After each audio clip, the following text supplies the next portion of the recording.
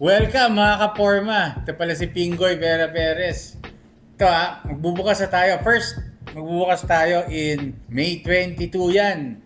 Porma Store. Ito, sneaker store natin to sa Green Hills.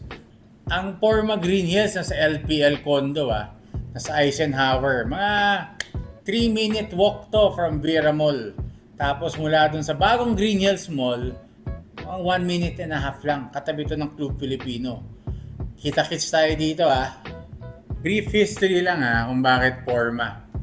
Porma kasi, di ba, lahat tayo, simula nung panahon ng daddy ko, mga 1940s, 50s, hanggang ngayon, pag may magandang sapatos, may maganda kang t-shirt, which magkakaroon na kami t-shirt may ganda kang pantalon, marati ka nakapostura or Porma. And sa sabong side naman, pagka medyo, kunyari, maganda yung manok mo, kunyari, sweater, di ba? Sweater. Tapos maganda yung, ng manok mo, maganda yung tindig, maporma, di ba? O kaya, maporma ka sa ruweda, tapos talo, sumisigaw yung mga tao ng Porma. Kaya nakuha ko, gawin yung shop na pangalan, Porma. Ayun. Yun ang story behind it sa pangalan.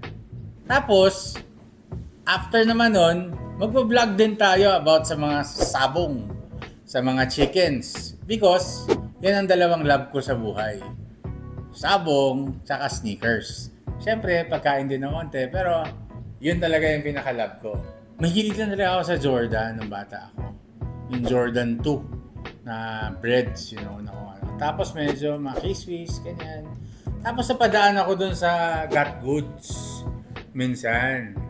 Alam mo yun, doon nag-umpisa ulit yung yung parang hilig ko sa sapatos. Tumitingin na naman ako ng mga Adidas na, yung mga GR lang, GR. Fast forward mga 2017 siguro yun 2018. Fast forward to 2000, nagka-pandemic, tapos nagkaroon ng shortage ng mga sapatos, tapos medyo nagkakilala ako ng mga konting mga supplier.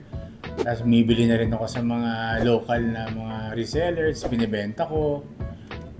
Nakakaipon na ako ng mga shoes. So, more or less, bago pa lang ako, totoo lang, bago pa lang ako.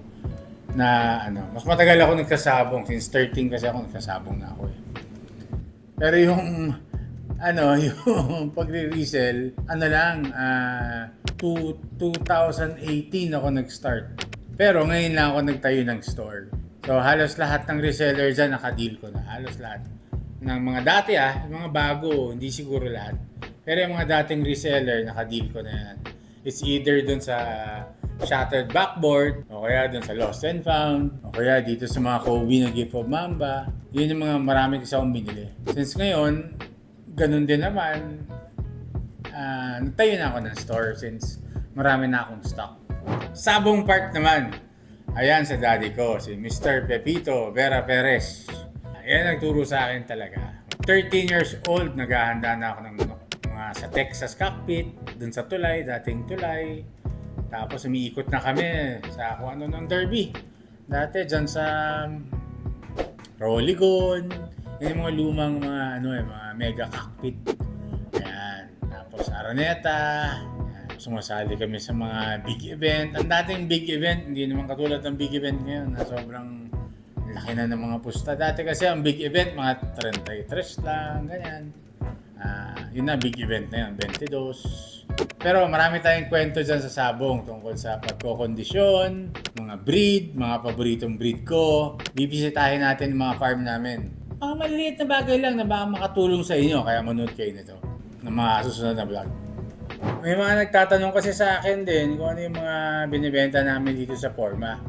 So, umpisa na natin sa mga paborito ko. Mga paborito ko, sneaker. Unang-una, siyempre, Kobe. Diba? Ito yung bagong Mambasita. Ito yung 5 rings. Ito yung Gift of Mamba. Marami tayong Gift of Mamba. Ano yung pinakauso daw? Ay, ito na yung pinakauso. Tabang! Yan ang pinakausong sapatos ngayon. Samba Cloud White. Ayan. Ang mahabol dito is... Dali may mahabol dito. Tabang!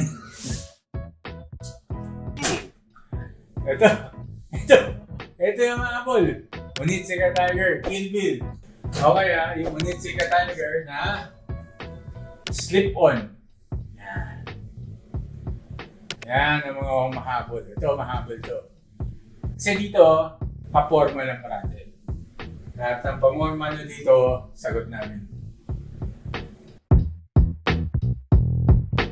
Pwedeng cut. Ang problema ko yung mic ko nandun eh. At nagtatanong naman sila, sige, gusto nyo malaman pinakamahal kong sapatos? Obvious naman, di ba? Itong J4 Manila. Ang bili ko dito, 1.1 million pesos.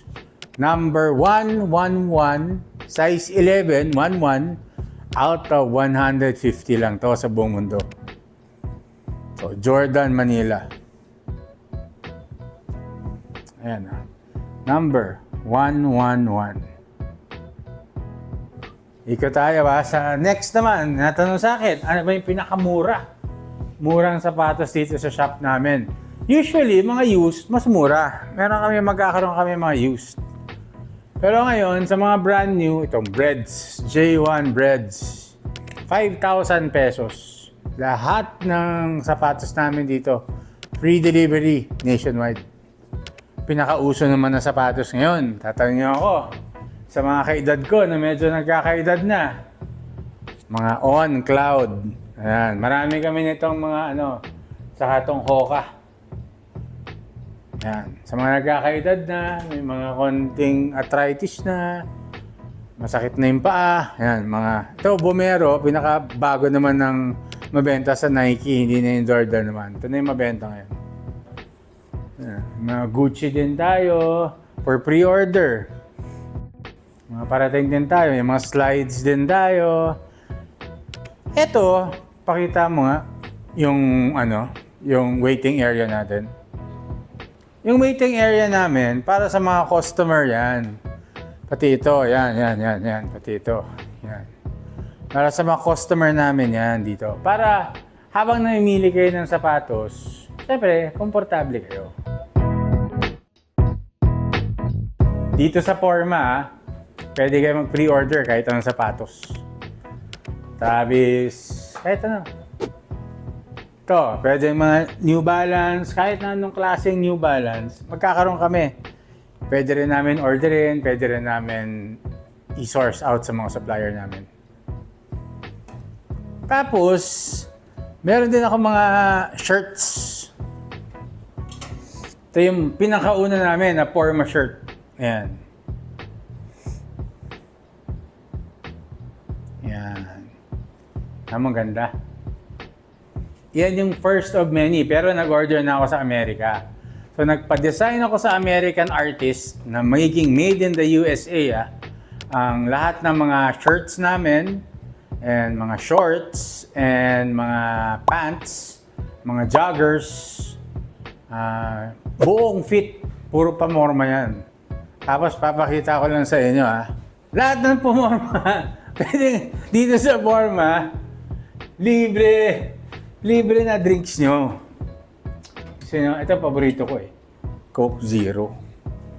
Diba? Libre dito. Hindi kayo na magbayad. Basta bumisita kayo dito, may libre kayong drink. Meron pa. Pagka bumisita kayo dito, sa May 22 May 22. Pakita mo brother, yung mga lahat yan, for kids, the New Balance. Marami yan. Ilan pa yan extra niyan? Ubus mga sa 20 pairs pa. Mga 20 pairs yan Bawat bilhin yung sapatos dito bawat bilhin yung sapatos na at regular price, may libre kayo na isang New Balance na tigti 3,000 yan Sa May 22 lang yan May 22, hanggat maubos lang. Pag maubos na yung mga kids shoes, dito na tayo sa shirts. Ilibre kayong t-shirt. Teka lang. Na ano ko eh, masyadong tutok sa akin eh. Tatakot ako dun sa camera eh. Sakto lang po. Teka lang, papakilala ko muna kayo. Dito lang kayo, dito kayo. Dito kayo. Nagaling mo na, yung ano. Papakilala ko lang kayo. Nailang lang ako. Hindi ka lang sanay namin. Hindi ako sanay na puta para akong may ano eh. Para may nakasunod sa akin na ano, anak ng muda. Sabi ko eh, ay bedya pala. O nga pala, nakalimutan ko. O ganito sa mga hard to find na ano. Yung iba dyan, di ba, naghahanap ng mga sizes ng bedya. Ito. Yan. Lahat ng sizes ng bedya meron kami. Halos lahat ng model.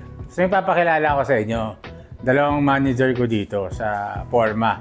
Kaya pag magbi-video call kayo, ito lang ang tatrash yun ng mga mukha ito si Ervin. Hello po. Yan. Tsaka si April. Silang dalawa lang hindi ko nasagot yung iba. Huwag kayong magpapabudol sa iba sige. Bukas sa next episode, puro manok naman. Promise ko sa inyo.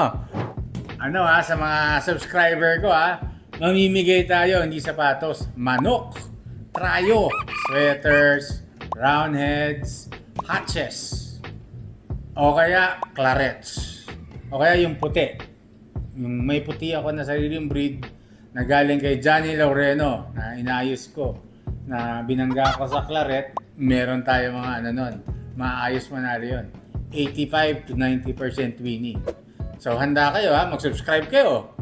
Mag-subscribe kayo. Mga ka-Forma huwag nyo kakalimutan, mag-like kayo sa YouTube namin, sa Instagram namin, sa TikTok namin, forma.ph, saka sa Facebook namin. And huwag nyo kakalimutan like, subscribe, and turn on all notifications para lahat ng paraffol namin in the future, maano nyo.